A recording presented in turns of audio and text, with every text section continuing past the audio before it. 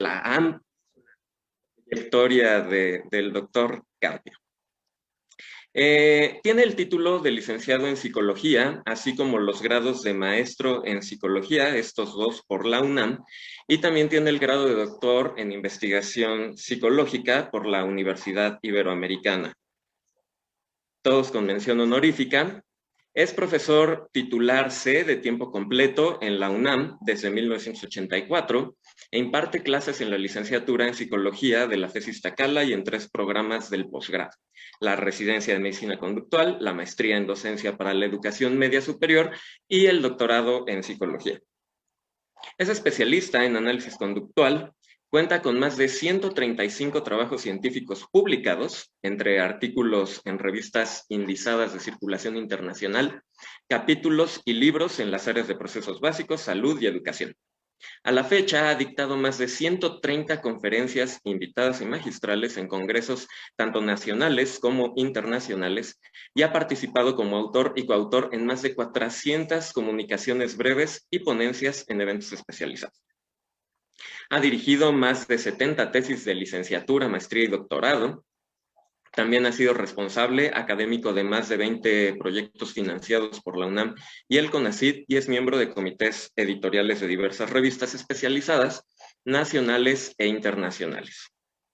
Por su trabajo y trayectoria ha recibido múltiples distinciones y reconocimientos, entre ellos el nivel D en el PRIDE, que es el más alto que concede la UNAM desde 1994, distinción como investigador nacional nivel 2 en el Sistema Nacional de Investigadores, esto desde 2007, medalla Gavino Barreda al mérito universitario, que es una medalla que concede la UNAM, distinción al mérito académico en 1999, concedido por la FES Iztacala, distinción como miembro honorario del Colegio Nacional de Psicólogos del Perú, presidencia de la Sociedad Mexicana de Análisis de la Conducta, Premio Estatal de Ciencia y Tecnología 2016, concedido por el Gobierno del Estado de México, y también le fue otorgada la medalla Serafín Mercado Domenech en el 2020, concedida por la FES Zaragoza de la UNAM y el comité organizador del Congreso Estudiantil e Internacional de Investigación en Psicología. La verdad es que es un placer para mí presentarlo, doctor, tenerlo por aquí. Les comento también que de esta trayectoria se deja ver, pero pues el doctor Carpio es de las personas más comprometidas con el desarrollo de los demás y en especial de estudiantes, principalmente de psicología. Entonces, bueno, los dejo en excelentes manos. Muchas gracias, doctor. Muchas gracias. Pues muchas gracias a ustedes, Francisco. Quiero puntualmente destacar el honor que me significa esta invitación por parte del doctor Josué Camacho y del doctor Aguilar, por 3 razones. La primera, porque es en la Universidad Autónoma de Tlaxcala. Esta universidad que paulatinamente, especialmente en los años más recientes, está destacando en el escenario académico, tanto referente a la psicología como a la educación. Y siempre que hemos asistido a esta universidad nos han tratado con una calidad y calidez extraordinarias y por ello me es especialmente placentero participar con ustedes en la Autónoma de Tlaxcala. La otra es por el esfuerzo que implica para los organizadores y también para los asistentes trabajar en una condición tan difícil como la que estamos viviendo por la pandemia.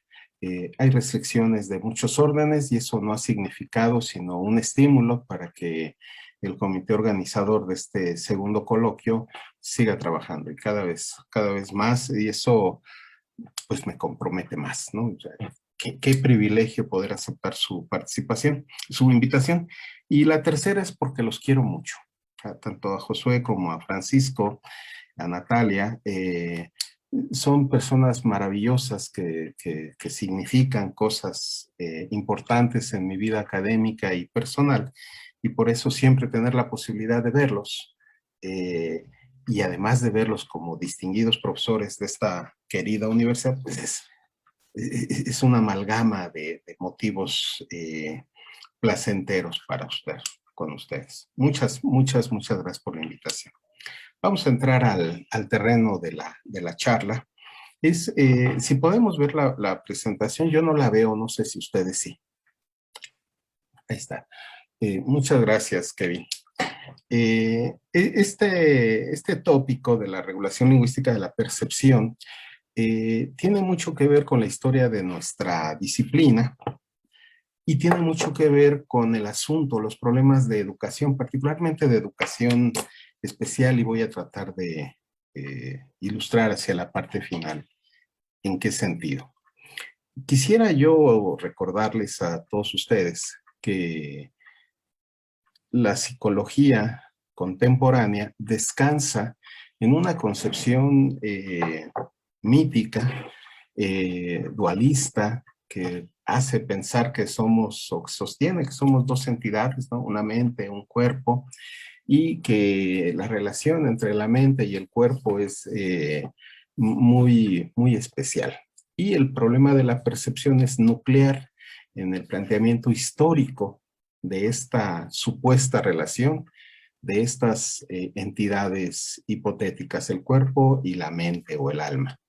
En la concepción cartesiana, ustedes lo recuerdan, se dice que el alma tiene como tarea fundamental las actividades cognitivas, el pensar. Y la materia del pensamiento son las ideas. Y las ideas han de provenir o de llegar a la mente de algún lado. Descartes planteaba que las ideas llegaban a la mente con las que ésta trabajaba por dos vías, unas innatas que eran depositadas por Dios, las ideas primeras, y otras que provenían del contacto que teníamos con las cosas del mundo. Este planteamiento cartesiano está excelentemente ilustrado por los planteamientos antagónicos, diría yo, de los empiristas asociacionistas ingleses y la psicología Gestalt. Ustedes recuerdan, los psicólogos empiristas asociacionistas decían que no había ideas innatas, que no había ningún Dios que depositara en nosotros idea alguna, sino que todas las ideas provenían de la experiencia sensorial. Veo algo rojo, toco algo húmedo, tibio, saboreo algo dulce. Entonces las ideas de lo rojo pues vienen del contacto visual, la idea de lo redondo de las propiedades mecánicas del contacto que tengo, la idea de lo dulce pues del contacto que tengo con la boca, con la lengua, etc. Y que después la mente lo que hacía era mezclar y asociar esas ideas iniciales de acuerdo con ciertas reglas, ¿no? Ustedes lo recuerdan, la contiguidad, la semejanza, la diferencia, y que esto daba lugar a ideas más complejas. De tal manera que pues teníamos ideas simples provenientes de la experiencia sensorial e ideas compuestas que eran resultado de un proceso de integración reflexiva de esas ideas. Pero, como todo en la vida, como en las mejores familias, los psicólogos alemanes de la Gestalt dijeron que no era cierto. Que las ideas complejas, como por ejemplo la de una manzana, no era resultado de la asociación de ideas que provinieran de la sensación, que la percepción, la integración perceptual de estas ideas no dependía de la sensación, sino al revés, que la sensación dependía de estructuras ya prefiguradas en el sistema nervioso central que permitían o que seleccionaban lo que podíamos sentir. Déjenme inventar nada más para ilustrar que existe una forma que nosotros no podemos percibir porque no tenemos las estructuras cerebrales que nos permiten hacer contacto con ella. Entonces, aunque existiera, pues no la podemos sentir. De esta manera, lo que decían los psicólogos de la Gestalt, en realidad las estructuras perceptuales prefiguradas en el sistema nervioso central condicionan lo que podemos sentir. La sensación depende de la percepción. En cualquiera de los casos, sin embargo, y podemos ver la siguiente, ya le voy a puchar aquí a mi computadora. Kevin, ¿podríamos ver la siguiente lámina, por favor? El planteamiento que acabo de mencionar es este, ¿no? El empirismo asociacionista versus la Gestalt. Podemos ver la siguiente, Kevin, si eres tan amable. Ahí está. Cualquiera, llámese Descartes, llámese Gestalt, Wertheimer, llámese cualquiera de los empiristas que ustedes quieran mencionar, todos ellos, en los años, en las décadas, yo diría en todos los últimos 2 siglos en psicología, han confluido para considerar desde una aproximación cognitiva que es a través de los sentidos que percibimos las cosas del mundo y que en ese contacto obtenemos información de que la procesamos y construimos mentalmente representaciones complejas de esos objetos. Algo así como lo siguiente. Si veo algo rojo, si siento algo dulce, si siento algo redondo, si siento algo suave a la mordida, si huele rico, proceso esa información y digo manzana. La manzana, como un percepto, es el resultado de la integración de la información que me procuran los sentidos. Algunos dicen es la mente. Algunos dicen son dispositivos cognitivos. Otros dicen es el cerebro. No importa qué nombre le pongan al aparato ni qué nombre le pongan a los procesos internos. Todos internalizan el proceso que resulta en representaciones perceptuales del mundo. Esto, y no voy a abundar en ello, tiene una cantidad de problemas, colegas, enorme. Solo voy a mencionar uno, no lo puedo evitar, perdónenme. Nada de esto que se plantea como percepto puede estar adentro. Lo percibido no puede estar adentro. La razón es simple. Para decir que algo está adentro, tiene que tener la capacidad o la cualidad de ocupar lugar en el espacio. Es decir, la vuelve objeto. Porque si no ocupa lugar en el espacio, pues no podemos decir de ella que está dentro, que está afuera, que está arriba, que está abajo. No. Entonces son adverbios de lugar que solo pueden ser usados con sentido para referirnos a objetos, a cosas que ocupan ese lugar en el espacio. Y si lo ocuparan, pues los veríamos. Pero miren ustedes, no hay tomografías, no hay ecografías, no hay resonancias, no hay, con estas, cuando uno muere, autopsias que revelen, mira, que hay perceptos. No existen. Por esa y por 17 problemas más que ya autores como Ralph, como Wittgenstein, como Rives han destacado, rechazamos desde la perspectiva interconductual esta aproximación cognoscitiva. Podemos ver, Kevin, la siguiente, desde una perspectiva que se aparta de esta tradición, ¿sí?, que es la aproximación interconductual, asumimos que en absolutamente todas nuestras interacciones hay cuando menos 3 momentos sucesivos. Uno, que Cantor llama atencional, es el que corresponde precisamente al contacto inicial que tenemos con cada una de las distintas propiedades de un objeto. Por ejemplo, mi taza. Nada, para ilustrar, no van a pensar que dependo yo de café para hablar. Es líquido. A ver. Huele rico. Sabe rico. Es dulce. Este contacto inicial lo podríamos tener prácticamente todos los organismos de la misma especie, porque todos los que compartimos los sistemas reactivos biológicos reaccionamos por determinación filogenética de la misma manera a las propiedades químico-físicas de los estímulos con los que contactamos. Esta fase es lo que Cantor llama atencional. Una segunda fase de todo contacto psicológico es integrar funcionalmente todas esas interacciones sensoriales de tal manera que respondemos ante ellas como un todo de manera integral. Pero esto ya depende de la historia de cada individuo interactuando. Déjenme poner un ejemplo con el mismo café. Vamos a imaginar en este momento, miren, el doctor Aguilar ya está con su café, que invitamos a alguien, no sé, estas culturas donde toman té y no toman café, no sé por qué, pero no toman café, no toman té. Si a alguien de estos lugares inglés, déjenme inventar, que toman té y les damos esto, es probable que digan, guácala, ¿qué es esto? En mi viaje más reciente a las islas exóticas del sureste asiático, no es cierto, nunca he ido para allá. Me dieron a probar un plato que me dijeron que era el alimento típico de la región. ¿Sí? Y les pregunté, ¿qué es? Tú pruébalo, es una maravilla culinaria. Pues resulta que al probarlo, ¡guácala! No lo soporté. ¿Sí? Después ya me dijeron que eran vísceras de vaca, ¿sí? Cocidas con papa y ostiones. Pero cuando me dijeron, ¿qué es esto? Cuando yo me preguntaba, ¿qué estoy tomando? No le veía, no le sentía, no le sabía, no percibía nada. Era un guácala.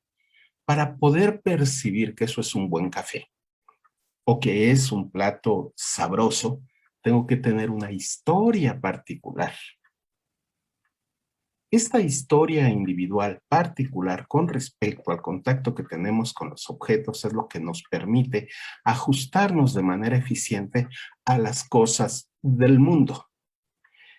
Es probable que ustedes alguna vez, espero que nunca, a mí se me ha ocurrido, me invitan a comer a un lugar muy elegante y tengo 7 cuchillos de este lado, 4 tenedores del otro, 5 cucharas por allá, 2 copas y un vaso.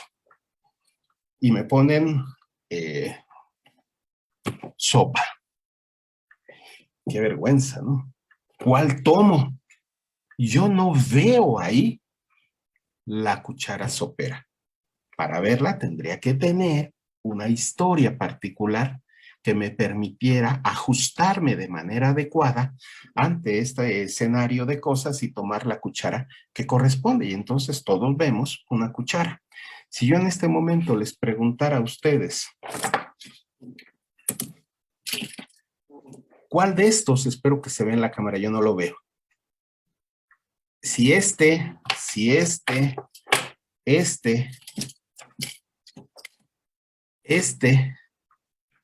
o este, ¿cuál de todos esos objetos es un esparagarafito? Les puedo apostar lo que me van a pagar por esta conferencia, que nadie puede ver, nadie puede percibir un esparagarafito. Para verlo, para percibirlo, tienen que tener una historia antecedente que les permita ver que esto es el esparagarafito, que en algunas culturas le llaman resorte, pero bueno, aquí en este lugar le llamamos esparagarafito.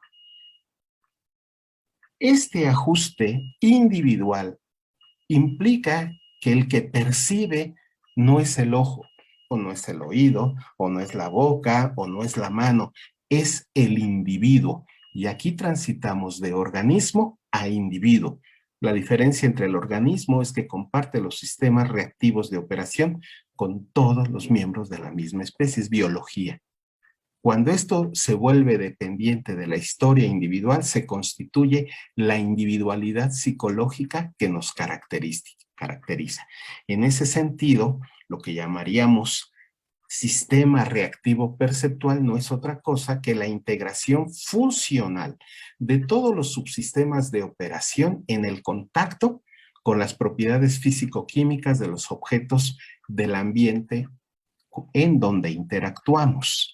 De esta manera, la percepción como sistema reactivo es enteramente individual y difiere de la interacción puramente biológica. En algunos casos, dice Cantor, a esto le siguen otros actos. Por ejemplo, tomar el café, morder la manzana, saludar a la persona, alejarnos de alguien al que percibimos como amenazante, etcétera. ¿Okay? Podemos ver la siguiente, Kevin. Sin embargo, ustedes dirían, pero hay cosas que percibimos y que no involucran a los sentidos. Efectivamente, en los humanos existe un sistema reactivo que no es biológico, sino que es convencional. El lenguaje nos permite interactuar con objetos y eventos, no en términos de sus propiedades físicas o químicas, sino propiedades culturalmente atribuidas que solo se pueden percibir en tanto se comparten las convenciones sociales que como práctica compartida les dan funcionalidad. Por ejemplo, aunque ustedes no lo crean, hay lugares del mundo, se los juro, en el que yo soy feo. Digo, hay lugares así. Oye, Claudio es guapo. No, es feo.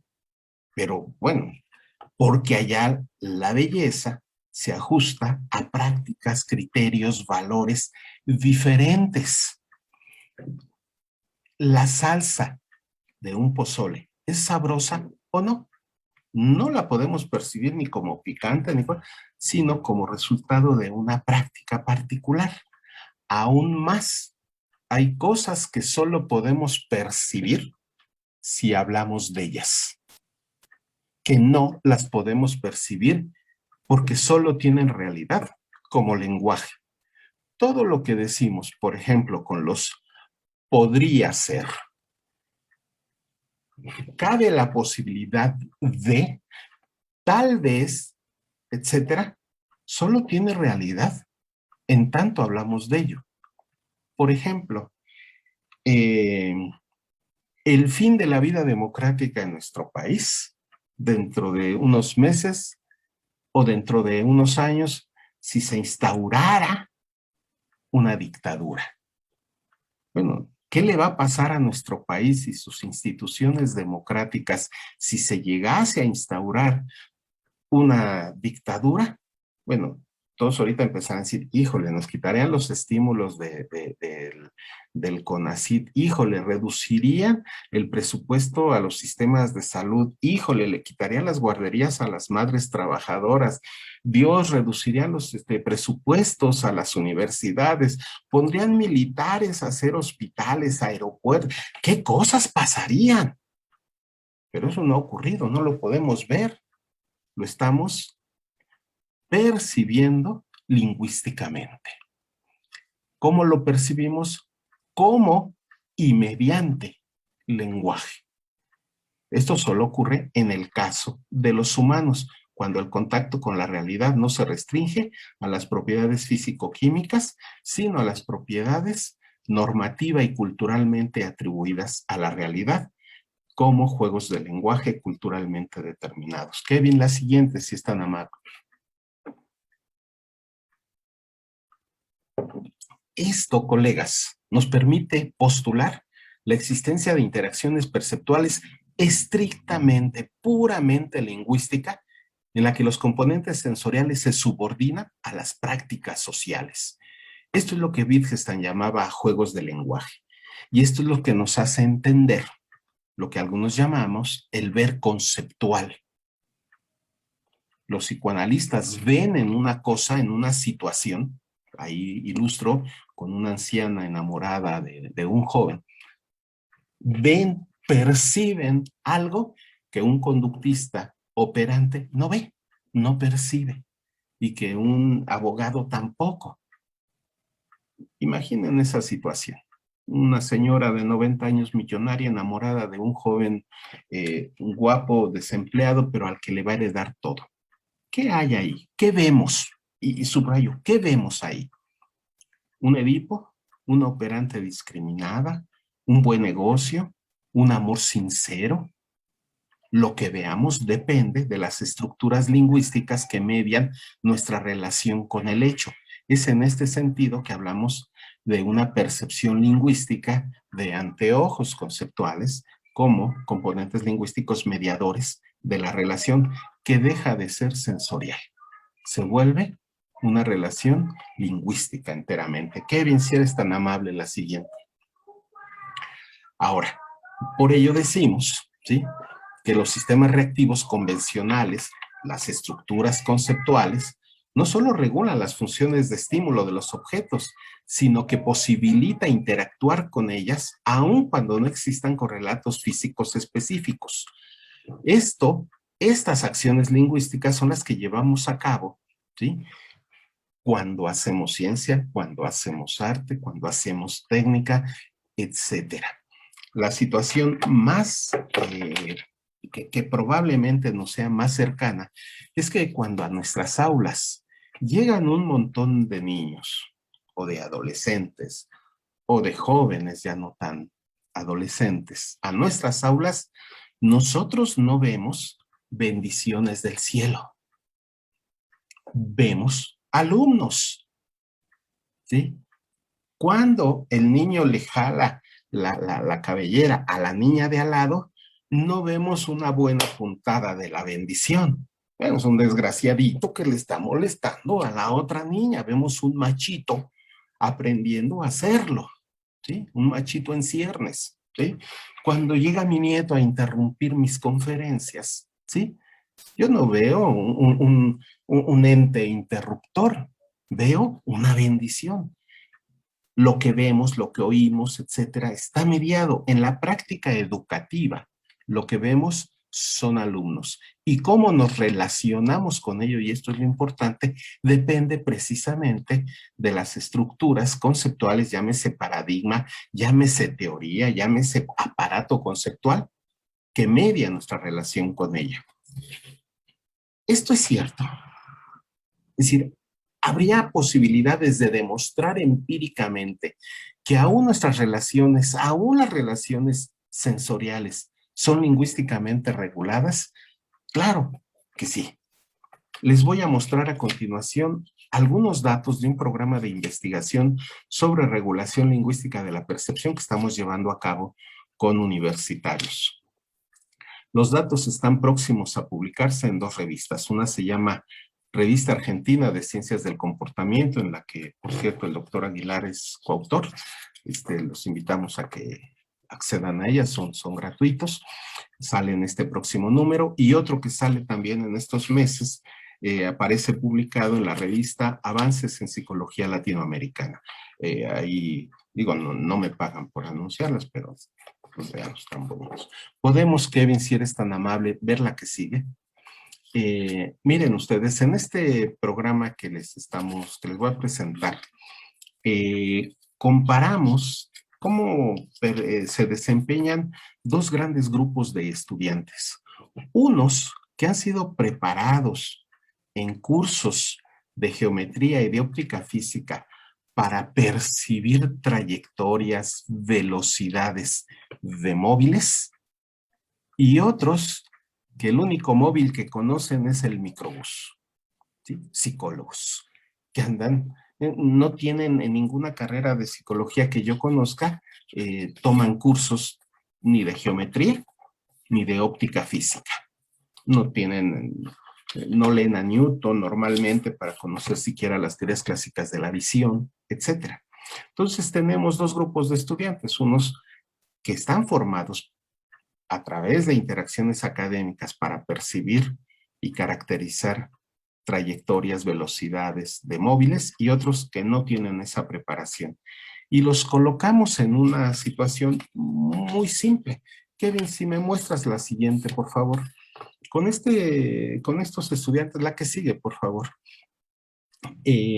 Los colocamos frente a una computadora cuando esto es posible y les decimos, ustedes lo alcanzan a ver ahí, que Caperucita, la que está en el extremo superior izquierdo, está en el prado, pero que se mete al bosque como toda buena Caperucita y se nos pierde Caperucita. Y hay que encontrarla. ¿Podemos ver la siguiente? En algunos casos, no se puede ver mi cursor, ¿verdad? No. Bueno, cada una de esas líneas punteadas representa situaciones o trayectorias que sigue Caperucita para entrar al bosque. Como verán ustedes, en algunos casos la pendiente de esa trayectoria es de 0, en otros casos es de 90 grados, en otros casos es en zigzag y en otras tiene pendientes de 30 y de 45 grados. Es decir, la Caperucita para entrar al bosque puede seguir cualquiera de esas posibles trayectorias. Una vez que entra, pasa algún tiempo, 1 segundo, 2 segundos, 4 segundos, y en ese momento le preguntamos a nuestros estudiantes, oye, dime, coloca el cursor donde creas que en este momento se encuentra Caperucita. Obviamente, esta situación es muy compleja, porque no se trata de interceptar un móvil con el que todo el tiempo al que todo el tiempo estén viendo. Su respuesta de ubicación de la Caperucita tiene que ajustarse a la velocidad que tenía la Caperucita, a la trayectoria que estaba siguiendo y al tiempo que ha transcurrido desde que se perdió en el bosque. Si va volando, el tramo recorrido dentro del bosque, pues es mayor que si va al pasito, al pasito, al pasito. La ubicación depende de si va recta o iba en bajada o iba como borrachita en zigzag. Si ya había tenido algún tipo de contacto con el lobito y pues ya iba toda para acá y para allá y para allá y para allá. Espero que sea claro. Estamos considerando aquí velocidad, trayectoria, dirección y tiempo transcurrido desde que se perdió contacto con el móvil. ¿Dónde está Caperucita? Todos los estudiantes hacen contacto físicamente con la misma situación. Nada más que unos han tenido formación en geometría y óptica y otros no. Y lo que pedimos es ¿dónde está Caperucita? ¿Qué hemos encontrado con estos participantes? Lo siguiente, ¿podemos ver datos? La que sigue, por favor. Kevin. Bueno, comparamos siempre grupos de estudiantes de psicología, que son los que dicen psic, con estudiantes de optometría, que son los que dicen opto, y tuvimos dos grandes grupos en este estudio. Unos a los que no les dábamos ningún tipo de consecuencia por su respuesta. Algunos dicen no les dábamos retroalimentación. Lo que nos dijéramos, damos el siguiente ensayo y el siguiente ensayo. Pero a otros les decíamos, lo hiciste correctamente, casi le atinaste. No, hombre, estás, pero si patas para arriba, no, lo hiciste muy mal. Los que dicen NC no tenían consecuencia y los que dicen CC tenían consecuencias. ¿Sí? La que sigue, y las demoras que usábamos, de 1, 4 y 6 segundos. La que sigue, por favor. Y tarrájatelas. ¿Qué encontramos? ¿Sí? Que el índice de precisión, que no es respuesta de localización exacta, sino qué tanto se acercaba, era típicamente más alta en los estudiantes de optometría que en los de psicología. Y otra cosa muy importante, que hubiera o no hubiera consecuencias, los estudiantes de psicología seguían haciendo lo mismo. Se equivocaban y les decíamos, oye, te equivocaste, mano, te fuiste muy lejos. Al siguiente ensayo, igual. Oye, te volviste a equivocar, bueno, no importa, y les sigo tirando así. En cambio, las consecuencias para los estudiantes de optometría sí llevaban a correcciones en su ejecución. Las mismas consecuencias. Si se equivocaban, les decíamos, te equivocaste, te fuiste muy lejos. Y para la siguiente cambiaba su precisión. ¿Podemos ver la siguiente, por favor? Ahí están datos promediados en función de las trayectorias. Los índices más altos de precisión, pues eran las que eran así, en 0 grados, o con alguna pendiente, donde menos era la precisión, eran los que bajaban, curiosamente, con los que iban así, en zigzag, en la de la Caperucita ebria. Podemos ver la siguiente. Y aquí, en función de la trayectoria y de la demora, ¿sí? Lo que encontramos es, obviamente, que mientras mayor fuera el tiempo desde que la Caperucita había entrado al bosque, mientras más tiempo hubiese pasado, pues la precisión iba disminuyendo más acusadamente en los estudiantes de psicología. ¿Podemos ver la siguiente? La siguiente, por favor. La que sigue, Kevin, si es usted tan amable. Hasta ahí. No tenía efectos, no, ya se me olvidaron los efectos. Bueno, brevemente, ¿quiénes emiten respuestas de ubicación más precisas? Los que han tenido cursos de geometría y de óptica. No es un asunto meramente sensorial, pues todos veían lo mismo. Resulta que cómo se ajustan a un móvil depende, en este caso, de la mediación lingüística que procura la formación académica diferenciada. Segundo, las consecuencias no tuvieron ningún efecto en los estudiantes de psicología, aunque le dijéramos exactamente lo mismo que a los estudiantes de optometría. Pues no que las consecuencias, no que la retroalimentación es informativa. Pues no, resulta que la misma expresión lingüística no es en sí misma ni informativa, ni retroalimentadora, ni reforzante, ni nada parecido. La función de esa consecuencia verbal depende de la historia lingüística de los participantes. De tal manera que habría que reconsiderar que decirle muy bien a un niño en el aula no necesariamente significa lo mismo para todos los niños. Segundo, habría que considerar que aunque el hecho físico sea el mismo, es decir, una caperucita perdida en el bosque y pasándola bien con el lobo, que eso sí no se ve por pudor obviamente, pero que está en algún lugar del bosque seguramente con el lobo, ¿sí? Aunque la situación físicamente sea la misma, lo que ven los jóvenes es diferente. ¿Y por qué ven diferente? Porque tienen historias lingüísticas distintas. La percepción en este caso es enteramente lingüística. En este sentido, sí, la educación, es el primer punto, formalizada, contribuye a la construcción de antojos conceptuales que median los procesos perceptuales. Segundo, que la retroalimentación no es informativa.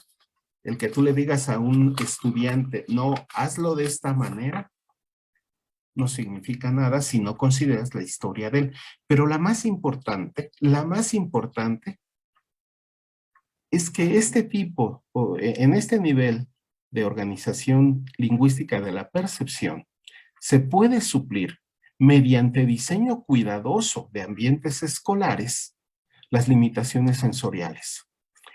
Así como no vemos trayectorias al margen del lenguaje, así como no escuchamos notas al margen del lenguaje, así como no saboreamos sabores, no probamos, no distinguimos sabores al margen del lenguaje, fíjense ustedes, también podemos hacer que se vea, que se oiga y que se sienta lingüísticamente. Es cuestión de diseñar ambientes cuidadosamente para potenciar el desarrollo psicológico, educativo, cultural, etcétera, de personas con limitaciones sensoriales. Dicho de otra manera, si bien una persona invidente, déjenme decirlo, no puede ver con los ojos, sí puede ver lingüísticamente.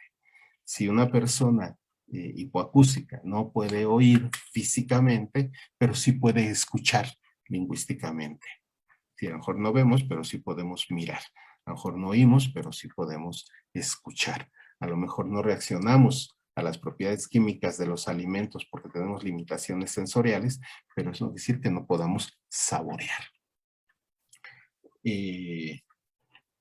El pensamiento, es decir, la percepción como elaboración de contenidos cognitivos derivados de la sensación, me parece a mí que es una vacilada. En el caso de los humanos, lo que llamamos ajuste perceptual, está siempre mediado lingüísticamente.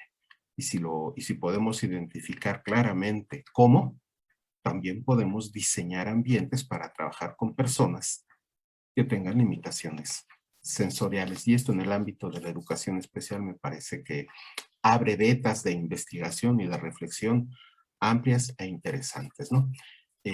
Por favor, la última, con eso termino. Reitero mi gratitud, decía, a Francisco y a Josué, organizadores de este evento, y quienes mucho han apoyado a este programa y participan en ella, pues está Virginia, está Vale, está Guadalupe y está Daniel, que en paz descanse, y todos ellos pues son a quienes debemos buena parte de los datos que les he reportado. Muchas gracias, espero que a pesar de la rapidez haya sido claro el planteamiento, ¿no? Gracias, gracias, doctor Aguilar.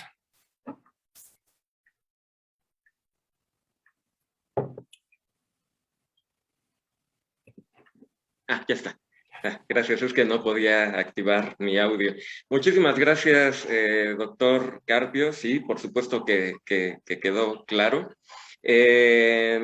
Pues por el tiempo, la verdad es que no puedo formularle todas las preguntas que han hecho. Han hecho muchas preguntas, además de las felicitaciones que han sido expresadas, pero le voy a leer un par de preguntas para que usted conteste pues como lo considere conveniente.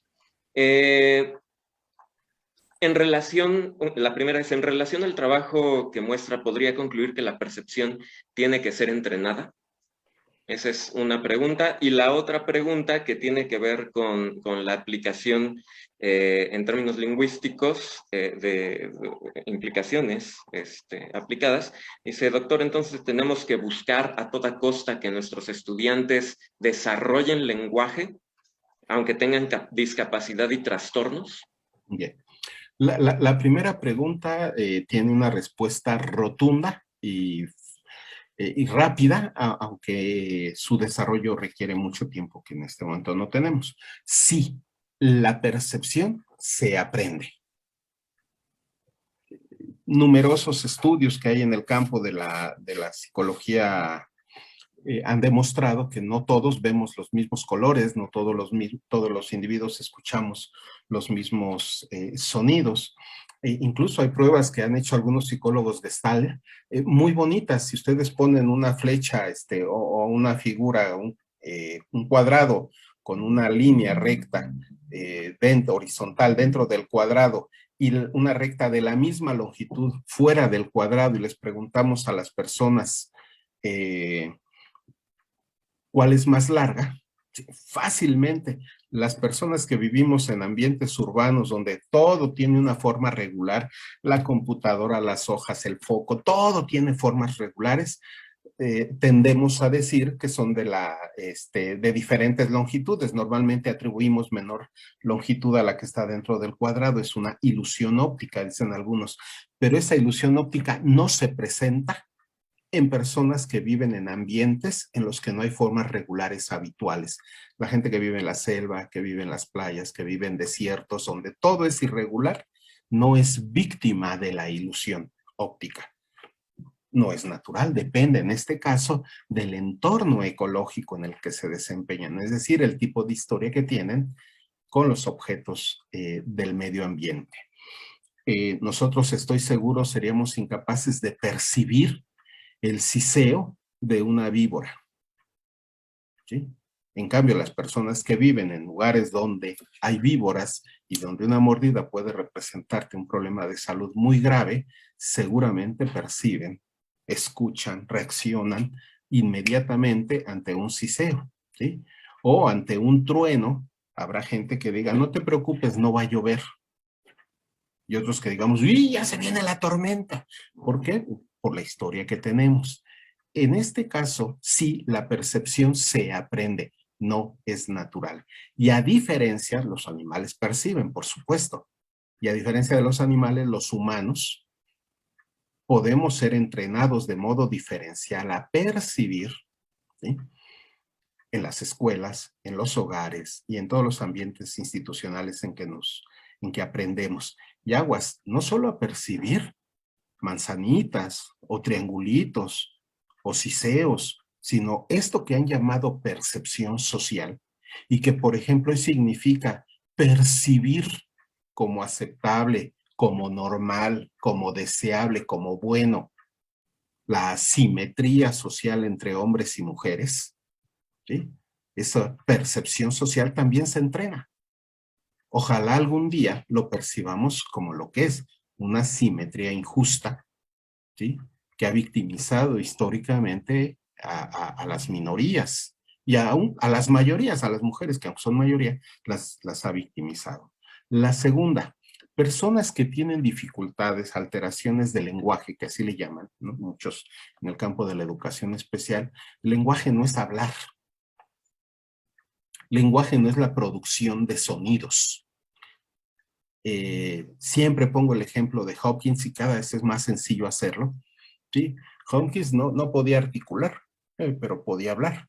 ¿Sí? Y hoy podemos hablar, ¿sí? Con los ojos, podemos hablar con un hombro, ¿sí? Podemos hablar con los dedos. Gracias a la tecnología tenemos formas de otorgar funcionalidad convencional, no solo a los sonidos, sino también a esto. Hay una restricción ciertamente severa. Cuando hay daño cerebral, ¿sí? Ahí tenemos que pensar de otra manera, pero eso creo que lo podremos tratar en la mesa de mañana.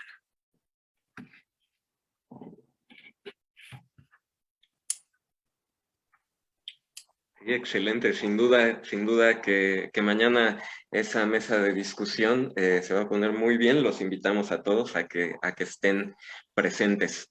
Pues bueno, una vez más, mencionar que hay varios comentarios de felicitación, doctor, y de agradecimiento por lo que nos comentó esta mañana, esta tarde. Agradecemos muchísimo su participación, que siempre nos aporta claridad. La constancia respectiva a esta presentación, bueno, se la vamos a hacer llegar por correo electrónico. Y bueno, pues una vez más, muchísimas gracias, doctor Claudio Carpio. Muchas gracias a ustedes y a todos los asistentes. Un gusto estar con ustedes. Gracias. Gracias.